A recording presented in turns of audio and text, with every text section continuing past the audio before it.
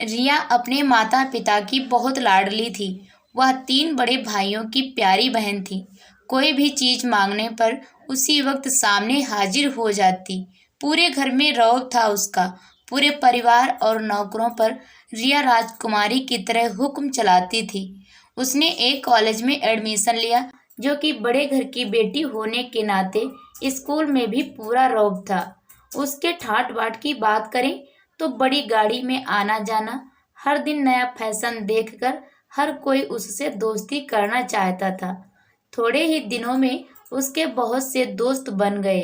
पूरे कॉलेज में उसकी अपनी एक पहचान थी। इन्हीं दिनों में विवाह का रिश्ता आया। वो खानदानी लोग थे और उनके साथ पापा की पुरानी जान पहचान थी। रिया के साथ कोई जबरदस्ती नहीं थी। रिया ने शादी के लिए हाँ कर दी, क्योंकि वह अपने परिवार से बहुत प्यार करती थी।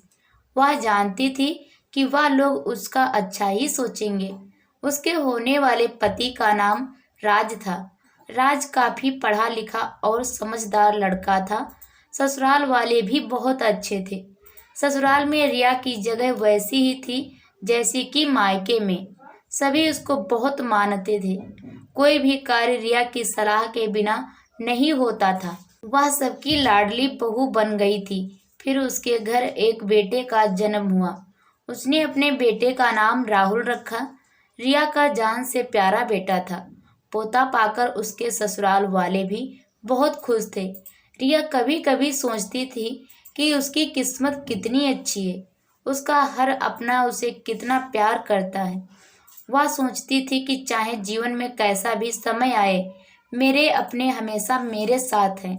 मैं कभी अकेली नहीं हो सकती। कितनी खुशकिस्मत हूँ मैं। पर शायद रिया की खुशियों को उसकी अपनी ही नजर लग गई थी। एक दिन वह मायके जाने की जिद कर बैठी। राज को बहुत काम था, लेकिन वह फिर भी उसे ले गया।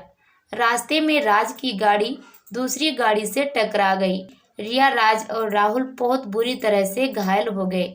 काफी दिनों के इलाज के बाद राज राहुल तो ठीक हो गए, लेकिन रिया पूरी तरह ठीक ना हो सकी।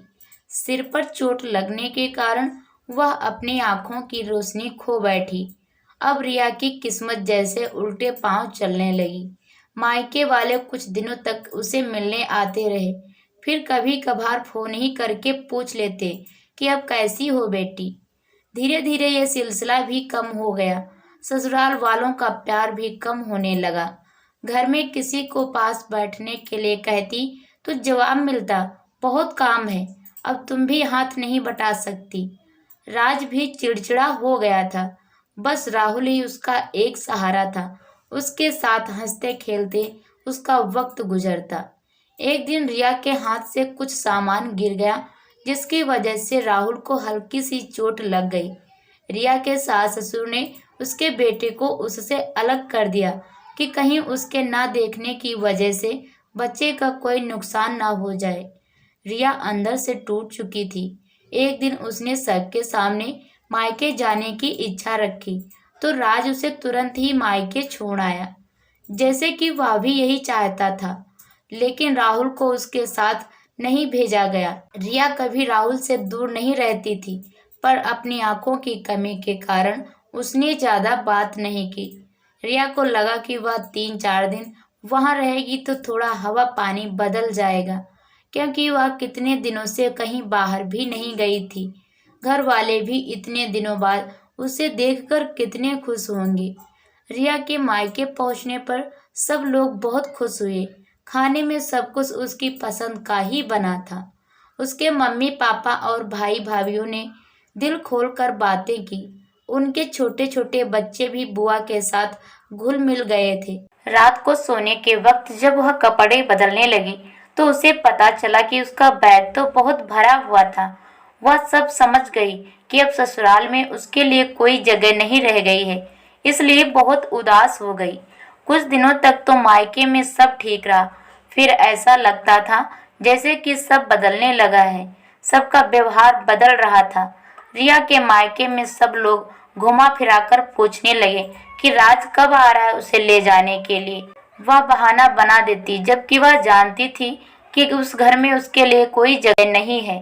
थोड़ी बहुत टोका टाकी उसे सुनाई देती तो वह टाल देती थी।